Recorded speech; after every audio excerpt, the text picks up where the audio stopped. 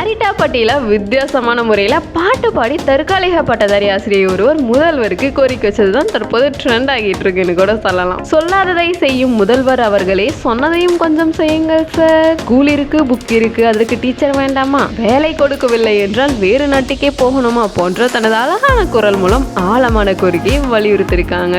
எத்தனை காலம் இப்படி போகும் என்றொரு கேள்விக்கு பதில் சொல்லுங்க.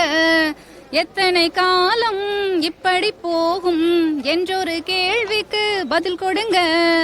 சொல்லாததெல்லாம் செய்யும் நம் முதல்வர், சொல்லாததெல்லாம் செய்யும் நம் முதல்வர். சொன்னதையாச்சும் தேர்தல் வாக்குறுதி 177 செய்யுங்களே. 4 வருஷம் முடிஞ்சிடுச்சு, 26 எலெக்ஷன் கூட வந்துடுச்சு. 4 வருஷம் முடிஞ்சிடுச்சு, 26 எலெக்ஷன் கூட வந்துடுச்சு. வேலை கொடுக்க முடியலனா வேற நாட்டுக்கு போயிடவா, வேலை கொடுக்க முடியலனா வேற நாட்டுக்கு போயிடவா.